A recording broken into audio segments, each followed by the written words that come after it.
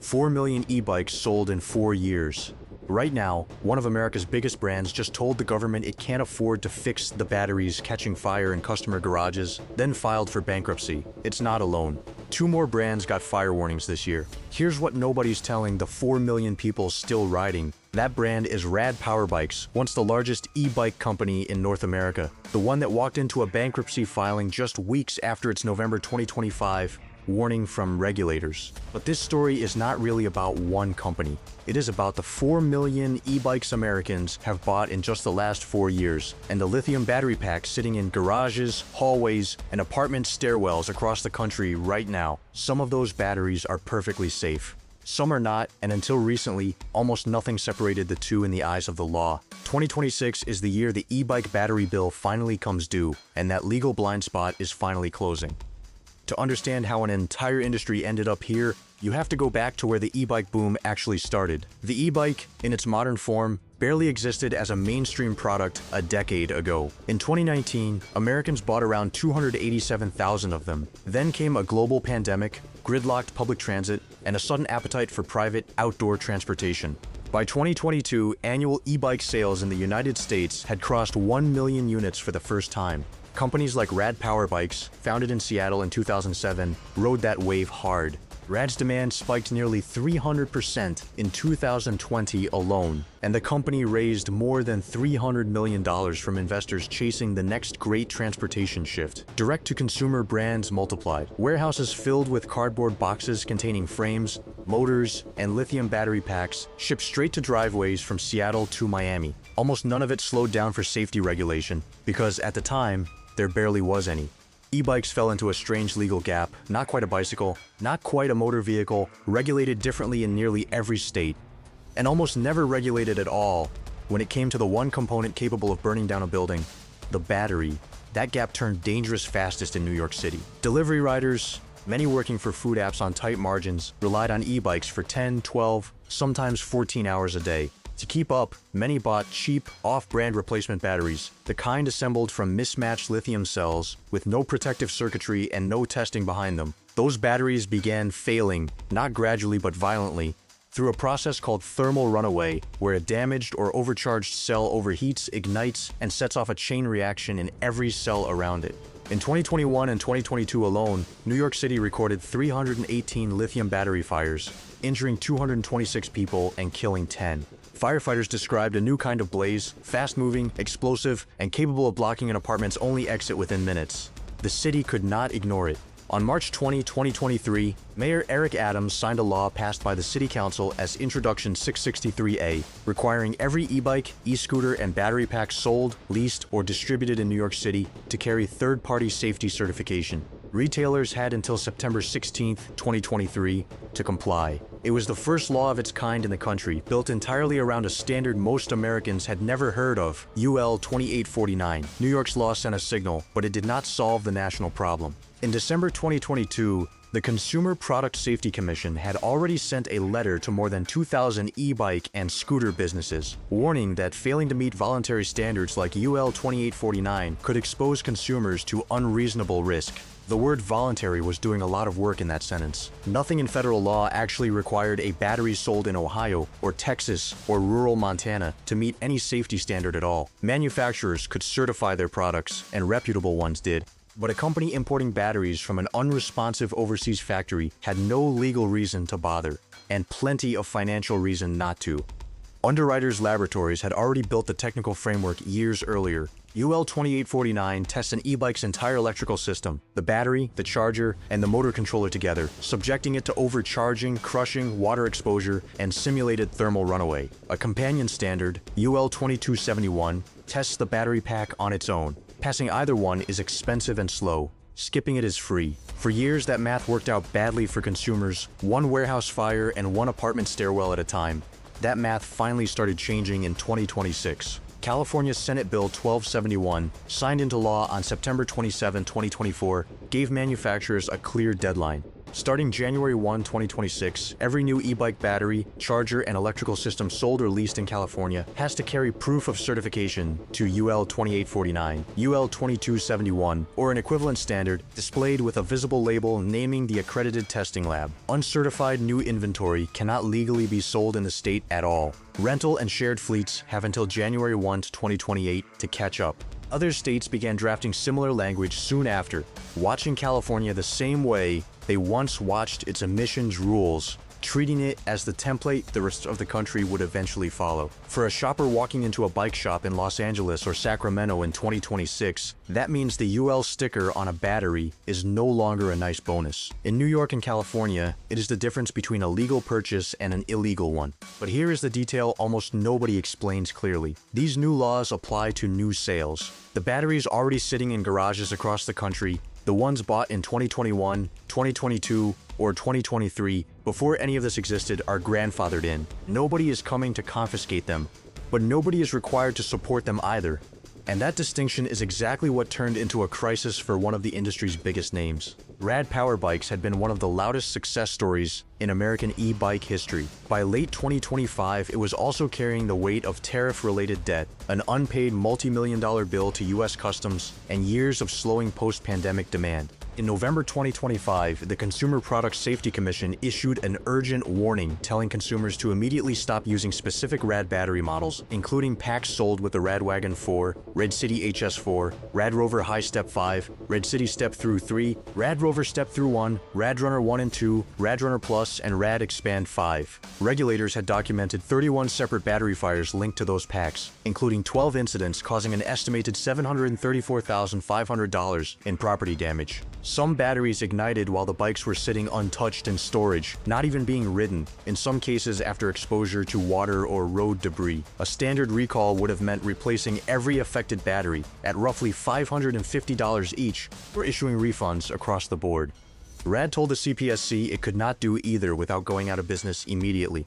The company pushed back hard on the CPSC's characterization, stating publicly that it firmly stood behind its batteries and its reputation, and noting that its packs had been retested by independent labs during the investigation and again passed UL 2271 and UL 2849 standards. It offered discounted upgrades to a newer Safe Shield battery line instead, and pointed out that the flagged batteries had come from a pool of more than 100,000 units with only a small fraction reporting problems. Regulators called the upgrade offer insufficient for a real recall. 3 weeks after the warning, Rad Power Bikes filed for Chapter 11 bankruptcy protection. On January 22, 2026, its assets sold at auction for $13.2 million, roughly 1% of the company's peak valuation of $1.65 billion just a few years earlier. The sale to Life Electric Vehicle Holdings closed on March 5, 2026, and the brand now operates as Rad Life Mobility, still based in Seattle. Whether the new ownership will offer any remedy to the customers still holding those flagged batteries has not been announced. Consumer Reports has urged affected owners to take the CPSC's warning seriously regardless of how the corporate restructuring plays out, since a bankruptcy sale does not make a battery any safer sitting in a garage. Rad's collapse might look like an isolated story, except the same pattern kept repeating under different names almost immediately, and it did not start with Rad. Back in April 2024, the CPSC had already issued a nearly identical warning about batteries sold under the brand Unit Pack Power, or UPP, a line of conversion batteries used to turn ordinary pedal bikes into e-bikes. Those triangular black packs, sold on AliExpress, Amazon, DHgate, eBay, and Walmart for between $280 and $730, were linked to 13 reports of overheating in the United States, including 7 fires, along with multiple additional fires reported in the United Kingdom, where regulators ordered the batteries pulled from the market entirely. The manufacturer, Shenzhen Unit Pack Power Technology, refused to conduct an acceptable recall, and the batteries had never been certified by an accredited lab to any UL standard in the first place. More than a year later, some of those same batteries were still listed for sale on major retail platforms in parts of the country, a detail that later reporting flagged as a sign of just how little enforcement teeth these warnings actually carry without a cooperating manufacturer. Then in July 2025, the CPSC recalled roughly 24,000 batteries sold with budget VIVI e-bikes at Walmart, Amazon, and AliExpress, priced between $365 and $950, after 14 reports of overheating batteries, including 3 fires. No injuries were reported in that case, but the agency still classified the risk as serious injury or death, and this time the recall did proceed, giving VIVI owners an actual path to a remedy. In March 2026, the pattern showed up again under a new name. The Consumer Product Safety Commission warned owners of Ridstar Q20 and Q20 Pro e-bikes that their batteries and wiring could ignite, citing 11 fire incidents, 1 burn injury, 5 cases of smoke inhalation, and more than $40,000 in documented property damage. Ridstar's manufacturer, Huizhou Xingqishi Sporting Goods, based in China, did not respond and did not issue a recall. Some Ridstar advertisements had even displayed a UL logo, despite there being no indication the company had ever obtained an actual UL certification for the product. A pattern investigators say shows up disturbingly often among low-cost import e-bikes.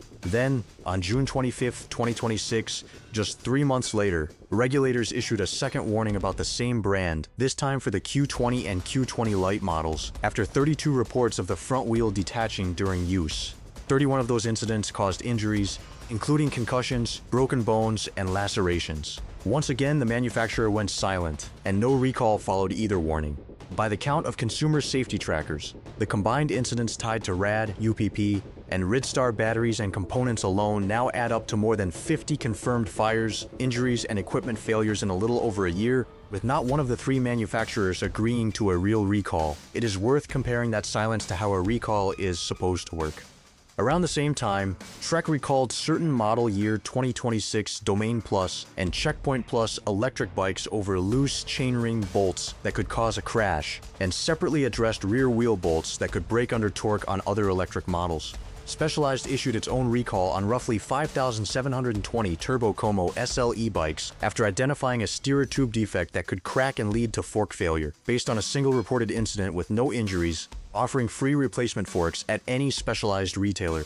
In every one of these cases, the manufacturer issued the recall voluntarily, offered free repairs at authorized dealers, and gave customers a clear remedy.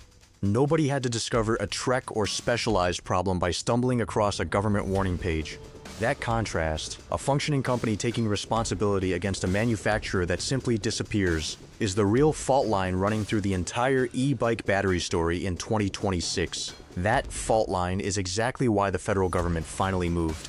On June 24, 2026, the CPSC published a notice of proposed rulemaking aimed at creating the first mandatory federal safety standard for lithium-ion batteries in e-bikes, e-scooters, hoverboards, electric skateboards, and similar micromobility products. The proposal would not just apply to complete bikes. It reaches into replacement battery packs, aftermarket chargers, battery management systems, and even the conversion kits people use to turn a regular bicycle into an e-bike, the exact category UPP's batteries fell into. It would require tamper-resistant battery enclosures, testing to confirm battery management systems, actually prevent overheated cells from continuing to charge, safeguards against incompatible chargers, and clearer warning labels about unsafe charging habits and homemade battery packs. Notably, the rule would also apply to commercially owned micromobility fleets, meaning bike share and rental operators would face the same standard as individual consumers. It is the acknowledgement, in plain regulatory language, that voluntary UL certification was never enough on its own, but the proposal is not law yet.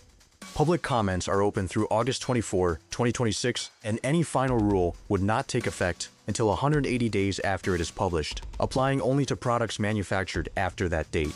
For the millions of batteries already sold, the same grandfather problem applies all over again. For the millions of Americans who already own an e-bike, all of this lands in an uncomfortable middle ground. Your battery has not been outlawed. You can keep riding it, but the safety net underneath it looks very different than it did even 2 years ago. If your battery's brand goes bankrupt, like Rad, or simply stops answering emails, like Ridstar's and UPP's manufacturers, there may be no company left to issue a refund, ship a replacement, or even confirm your specific battery is one of the ones affected. Insurance is quietly becoming part of this story too. As UL 2849 and UL 2271 have become the recognized safety benchmark, home and renters, insurance providers, have started asking about battery certification before writing or renewing policies, and some have denied fire-related claims once an uncertified, aftermarket battery was identified as the cause of the loss. Some apartment buildings and condo associations have gone further, banning indoor charging of any e-bike battery that cannot show a UL label, regardless of how the local law is written. A battery that seemed like a smart, affordable replacement in 2022 could quietly become the reason a claim gets denied, or a lease gets violated, in 2026. None of this is a reason to panic. It is a reason to get information that most owners were simply never given in the first place.